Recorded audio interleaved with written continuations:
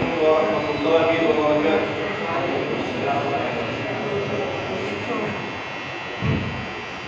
الحمد لله ثم الحمد لله القادر المقتدر القدير، والصلاة والسلام على سيد البشير النذير وعلى آله وأصحابه وورثة آله الغر المحجلين الميامين، وبعد. أعوذ بالله من الشيطان الرجيم. بسم الله الرحمن الرحيم. وقضى ربكم ألا تعبدوا إلا إياه وبالوالدين إحسانا. صدق الله العظيم. وقال صلى الله عليه وسلم: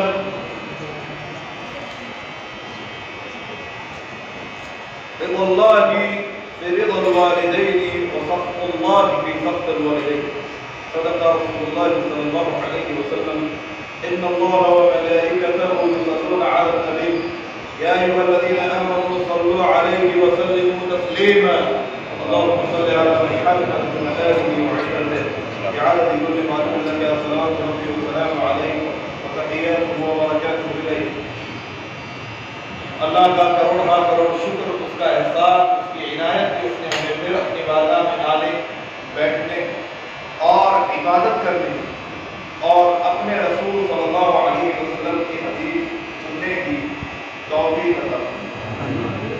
آپ دیکھ رہے ہیں بارش کا موسم، بہت سارے احباب یہاں۔ آج گفتگو انشاءاللہ والدین کی خدمت اور والدین کی فرمانبرداری کے حوالے سے۔ اگلے ہفتے ہم لوگ بات کریں گے فٹنس کے تعلق سے کہ اسلام کا ایکچول کانسیپٹ فٹنس کے بارے میں کیا ہے۔ اسلام فٹنس کے بارے میں صحت بنانے اور جسم کو سنوارنے، طاقتور بننے، فائٹنگ ریسلنگ اور ان تمام چیزوں کے بارے میں کیا ہے، اس کو ہم آگے بڑھتے ہیں انشاءاللہ تعالیٰ۔ اس کے بعد والے ہفتوں میں ہم کفر اور شرک اور بدعت توحید پر بات کریں گے۔ اس کے بعد ہمارے ٹاپک چینج ہو جائے گا۔ آج ہم بات کریں گے والدین کے بارے میں۔ قرآن کریم میں اللہ تبارک و تعالیٰ نے ارشاد فرمایا: وقضى ربكم، اور تمہارے رب نے یہ آخری فیصلہ کر دیا الا تعبدوا الا اياه، کہ تم صرف اور صرف اللہ کی عبادت کرو۔ اس کی جب عبادت کے بعد اگر اللہ تعالیٰ کسی چیز کو بیان فرما رہا ہے تو اس کا مطلب یہ ہے کہ وہ بہت بڑی بات ہے، عبادت کی بات نہیں ہے۔ بات یہ ہے کہ اللہ کے علاوہ کسی کو معبود نہیں مانو، اللہ کے علاوہ کسی کو معبود نہیں مانو، یعنی اللہ کے علاوہ نہ کوئی خالق، نہ کوئی مالک، نہ کوئی رازق، نہ کوئی خدا، نہ کوئی رزاق، نہ خلاق، نہ سبحان، نہ دیان، نہ منان، نہ حنان، نہ غفور ہے، نہ رحیم۔ یہ اللہ تبارک و تعالیٰ کی شان ہے۔ اور اس کے جسٹ بعد اللہ تعالیٰ کو ایک مان لینے کے بعد، اس کی ربوبیت کا اقرار کر لینے کے بعد، محمدیت میں داخل ہو جانے کے بعد، فوراً جس چیز پہ آپ نے کانسنٹریٹ کرنا ہے، جس چیز پہ آپ نے توجہ دینا ہے، وہ کیا ہے؟ وَبِالْوَالِدَيْنِ إِحْسَانًا، اپنے والدین کے ساتھ اس نے ضرور کرنا ہے۔ کیا کرنا ہے؟ کس کے ساتھ؟ کس کے ساتھ؟ اپنے والدین کے ساتھ اس نے ضرور کرنا ہے۔ کون والدین؟ وہ والدین جن کو اللہ نے قرآن کریم میں اگر ایک اسپیسیفک سینس میں کہا جائے تو اللہ نے قرآن کریم میں ماں باپ کو چھوٹا رب کہا ہے۔ کیا کہا ہے؟ لفظ رب کا معنی عربک لینگویج میں ہوتا ہے پالنے والا۔ کیا؟ کون؟ اسی لیے جو گھر کی دیکھ بھال کرنے والی جو ہاؤس وائف ہوتی ہے، کیا ہوتی ہے؟ اس کو عربک میں کہتے ہیں ربۃ المنزل۔ کیا کہتے ہیں؟ ربۃ المنزل، یعنی گھر کی رب، گھر کی دیکھ بھال کرنے والی بات۔ قرآن کریم میں فرمایا کہ رب ارحمہما کما ربیانی صغیرا، جب تمہارے ماں باپ دونوں یا دونوں میں سے کوئی بڑھاپے کو پہنچے تو واخفض لہما جناح الذل من الرحمہ، تو اپنے آپ کو ان کی خدمت میں بچھا دو. یاد رکھو. اچھا یہ واخفض لہما جناح الذل من الرحمہ اللہ نے قرآن میں جو فرمایا اس کو سمجھتے ہیں. جناح کہتے ہیں پروں، اسے الذل کا مطلب ہوتا ہے عاجزی انکساری، یعنی عاجزی انکساری کے پر ڈالو، پر جھکاؤ. کیا مطلب ہے اس کا؟ اس دور میں ہیلی کاپٹر تو تھے نہیں، ہوائی جہاز نہیں تھے، راکٹ نہیں تھے، سیٹلائٹ نہیں تھے. اس دور میں اگر پرواز کی بلند پرواز کی مثال دینی ہو تو پرندوں سے دی جائے. یعنی اگر اے بندے تو اگر اس پرندے کی طرح ہو جائے جس کی پرواز آسمانوں میں، کہاں ہے؟ آسمانوں میں، تو بڑی بلندیوں میں پہنچ جائے.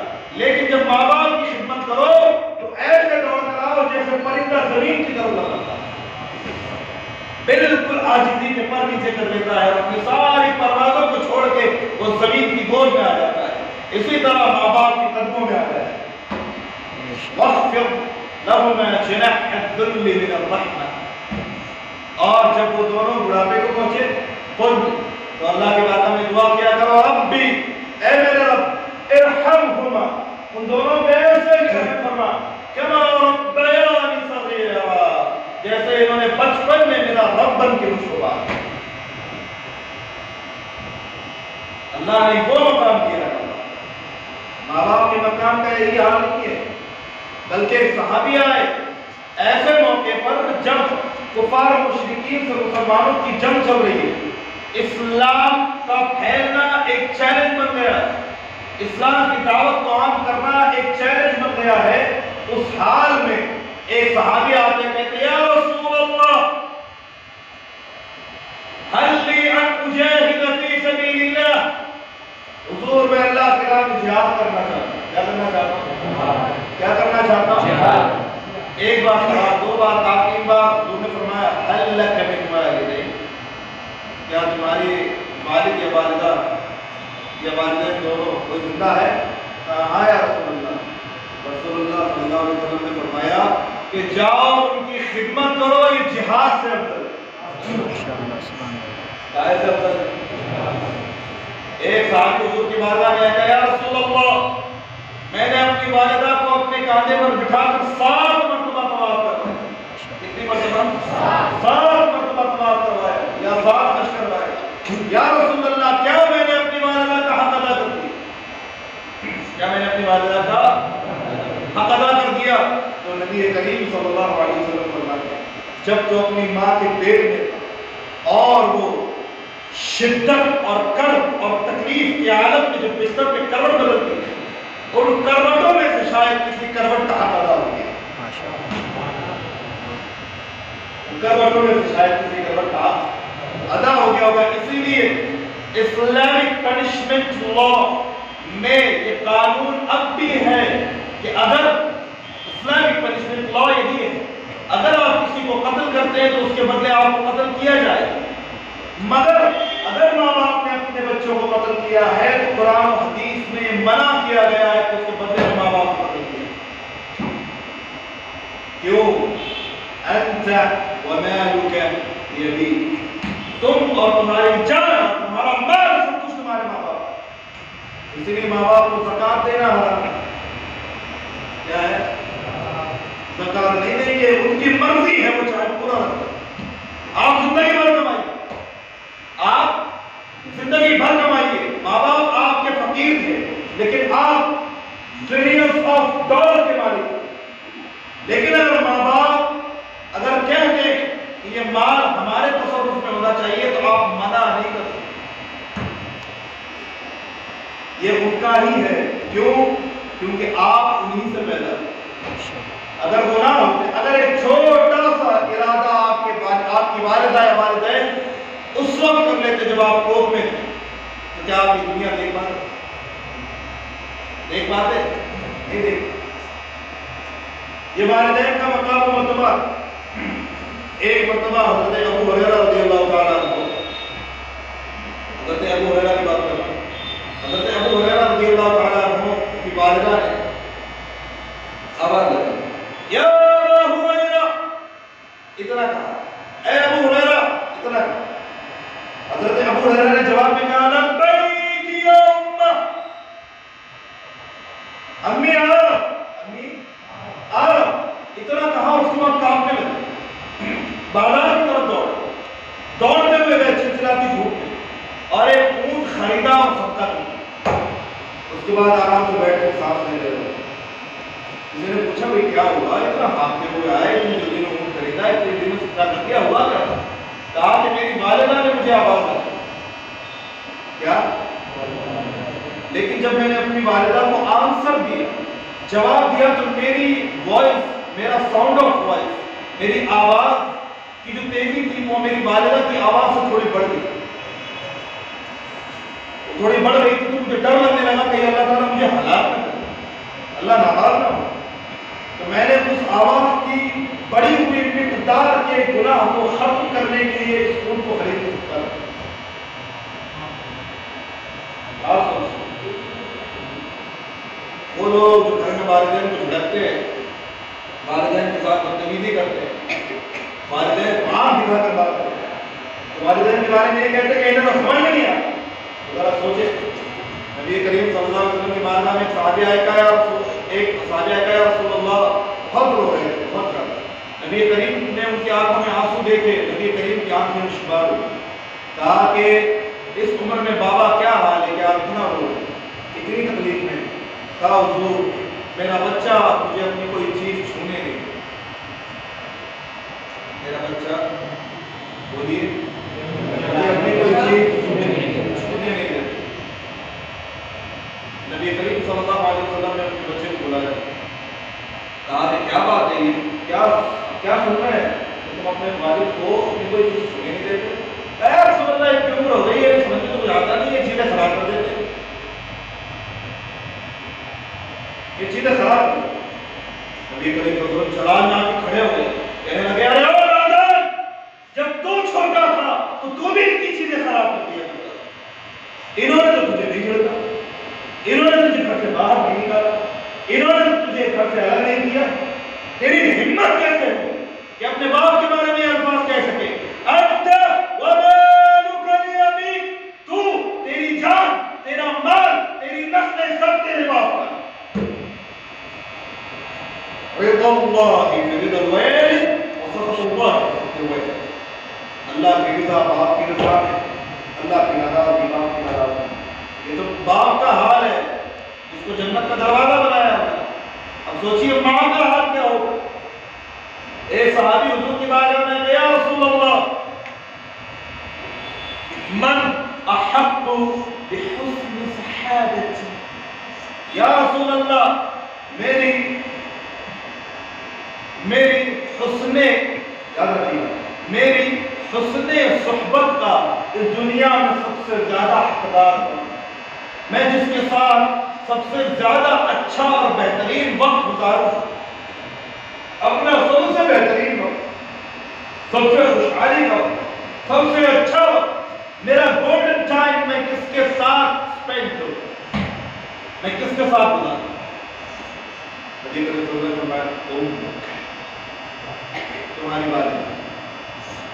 اچھا انہوں نے پھر سوچا کہ اب ثم یا رسول اللہ، پھر ان کے بعد کہا کہا تمہاری بات. پھر انہوں نے پوچھا یا رسول اللہ ثم اس کے بعد کہا تمہاری بات. پھر اس کے بعد پوچھا یا رسول اللہ پھر کون؟ کہا ثم ابی. کہا پھر اس کے بعد اگر وقت ملے تو اپنے باپ. اگر آپ کے پاس 1 گھنٹہ ہے تو 45 منٹ ماں اور 15 منٹ کس کے ہیں؟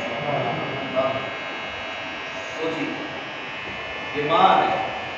نبی کریم صلی اللہ علیہ وسلم اتنی بڑی بات نبی کریم نے فرمائی، بھائی وہ جنت جس میں تمام انبیاء رہ رہے ہیں، وہ جنت جس میں تمام صحابہ رہ رہے ہیں، وہ جنت جس میں تمام تابعین رہ رہے ہیں، تابعات رہ رہی ہیں، تمام مجتہدین رہ رہے ہیں، متکلمین رہ رہے ہیں، محققین رہ رہے ہیں، مدققین رہ رہے ہیں، منسقین رہ رہے ہیں، اور مفکرین ہیں، مشرحین ہیں، متکلمین ہیں، وہ جنت جس میں سب کے سب ہے، اس جنت کو نبی کریم کہہ رہے ہیں کہ الجنت تحت اقدام الامہات، یہ جنت ماں کے قدموں کی، کس کے قدموں کی؟ والدہ، اگر کسی کی ماں کافر کیا ہے، مشرک کیا ہے، کافرہ ہے، مشرکہ، مرتدہ، اللہ کی کھلی دشمن، رسول اللہ کی کھلی دشمن، ایسی حالت میں اللہ تعالیٰ نے کیا حکم دیا ہوتا ہے؟ فرمایا ان جاہداک ان تشرک بما لیس لک به علم فلا تطعهما وصاحبهما في الدنيا معروفا، اگر یہ لوگ تمہیں شرک کی دعوت دیں تو بس یہ ایک بات ایسی ہے جو مت ماننا، بس شرک کی بات مت ماننا، شرک کی بات مت ماننا، وصاحبهما في الدنيا معروفا، وہ اللہ رسول کی کتنے ہی خلاف کھڑے ہو جائے تم ان کی خدمت کرتے رہے، تم ان کی خدمت کرتے رہے۔ یہ ماں باپ ہے اس کائنات کی عظیم ترین نعمت، ماں باپ اس کائنات کی برترین نعمت ماں باپ، یہاں تک کہ نبی کریم صلی اللہ علیہ وسلم نے ارشاد فرمایا، ایک مرتبہ نبی کریم صلی اللہ علیہ وسلم منبر پہ خطبہ دینے کے لیے چڑھ رہے تھے تو آپ نے 3 مرتبہ آمین، کتنی مرتبہ؟ صحابہ کو حیرت ہوئی کہ آگے کیوں بات کریں؟ یا رسول اللہ، خطبے کے بعد پوچھا صحابہ سے، یا رسول اللہ یہ آمین آپ نے 3 بار کیوں فرمایا؟ کہا کہ حضرت جبرائیل آئے، انہوں نے کہا کہ وہ شخص ہلاک و برباد ہو جس نے اپنے ماں باپ کو ضرورت مندی میں پایا اور ان کی خدمت نہ کی۔ نبی کریم نے فرمایا آمین۔ پھر کہا برباد ہو وہ شخص جس نے اپنے ماں باپ کی خدمت کر کے جنت کو حاصل نہ کیا، فرمایا آمین۔ برباد ہو وہ شخص جس نے اپنے ماں باپ کی خدمت کر کے جنت کو حاصل نہ کیا، فرمایا آمین۔ یاد رکھیے ماں باپ کی خدمت نہ کر کے اپنے آپ کو جہنم کے کنارے پر مت پہنچائیے۔ حضرت علامہ سفیان ثوری رحمۃ اللہ علیہ فرماتے ہیں کہ میں سیاحت ارضی پر تھا، یعنی میں زمین کی سیر پر نکلا ہوا تھا اللہ تعالیٰ کی نشانیاں دیکھنے کے لیے، میں نے ایک کھائی میں دیکھا کہ وہاں وقت کا بہت مشہور بادشاہ، جس کے بارے میں یہ مشہور تھا کہ اس نے اپنی آدھی سلطنت، کتنی آدھی سلطنت غریبوں کی خدمت میں سمجھا، آدھی سلطنت یعنی یوں سمجھیے کہ پورا یہ ہاف کنگڈم اس کا اللہ تبارک و تعالیٰ کی مخلوق کی خدمت میں سر، ایسا بادشاہ کھائی میں دیکھا، اسے جہنم کے فرشتے دردناک عذاب دے دے۔ حضرت سفیان ثوری بڑی حیرت، اتنا قریب بادشاہ، اتنا رحم دل بادشاہ، اتنا نرم دل بادشاہ، یہ جہنم کی کھائی میں آپ کو کیا رہا ہے؟ آپ نے اللہ کی بارگاہ میں دعا کی کہ مولا ہمیں ماجرا سمجھ نہیں پایا، مولا مجھے ماجرا سمجھا دے۔ تو حاتم غیب نے نگاہ دی کہ سفیان یہ بندہ بہت نیک تھا مگر اس نے ایک مرتبہ اپنی ماں کو جھڑک دیا، کیا کر دیا؟ جھڑک دیا تھا، اور پلٹ کے اس نے اب تک معافی نہیں مانگی۔ تو ہم اس دن کا انتظار کر رہے ہیں کہ جس دن اس کی ماں یہ کہے گی کہ میں نے اسے معاف کر دیا تو اس کا عذاب کرنا، اس سے پہلے نہیں۔ میرے پیارو، آپ دنیا کے بہت خوش نصیب انسان ہیں اگر آپ کے ماں باپ زندہ ہیں، جن کے ماں باپ زندہ ہیں، میں کہتا ہوں جنت حاصل کر لو۔ اگر یہ ماں باپ دنیا سے رخصت اس حالت میں ہوئے کہ ان کے چہرے پہ آپ کی وجہ سے مسکراہٹ تھی، ان کے دل میں آپ کی محبت تھی، اور یہ سوچ کر دنیا سے گئے کہ میں اپنے بچوں سے خوش ہوں یا میں اپنے بیٹے سے خوش ہوں، اللہ کی عزت کی قسم قیامت کے دن آپ کی عبادت کی کمیاں بھی ہو جائیں گی تو اللہ کی قسم ماں باپ کی رضامندی سے دنیا سے رخصتی آپ کی جنت کا پروان بن جائے گی، آپ کی جنت کا پروان بن جائے گی، آپ کی جنت کی زبان بن جائے گی۔ آپ اپنے ماں باپ کی خدمت کو کریں گے، یہ ایسے ہی نہیں ہے۔ نبی کریم یہ فرما رہے ہیں کہ جس نے پیار بھری نظروں سے ایک بار اپنی ماں کو دیکھ لیا تو اللہ تعالیٰ اسے ایک مقبول حج کا ثواب عطا کرے، مقبول حج کا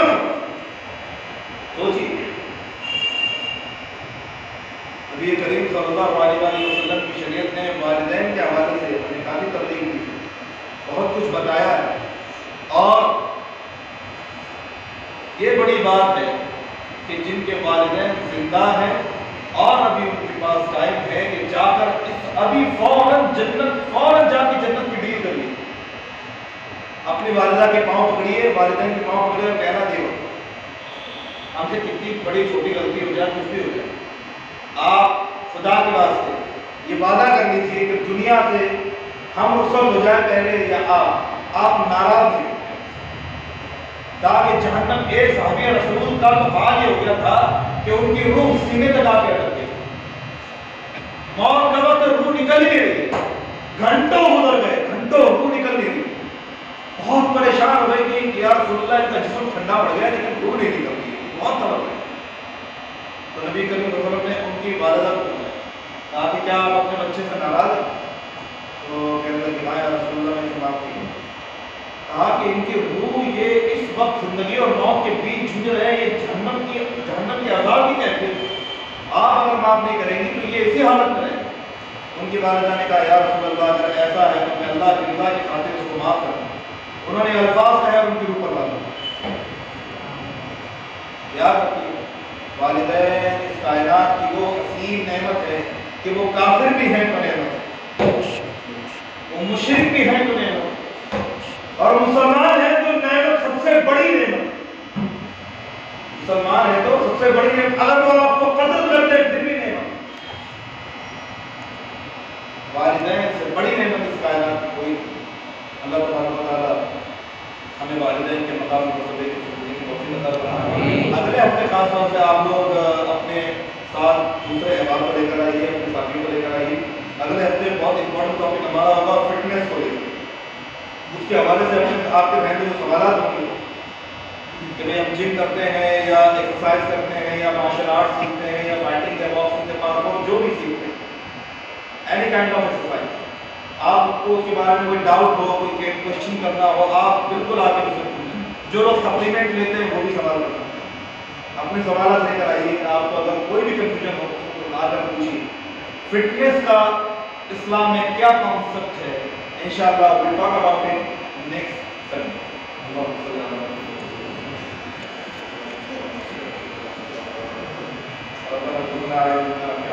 وعملا صالحا وتوبة نصوحا وقلبا متينا قويا وعقلا سليما ودينا قويا ورزقا حلالا طيبا واسعا وبركة في العلم والعمل والعمر يا رب العالمين وتوبة قبل الموت وشهادة عند الموت ومغفرة بعد الموت.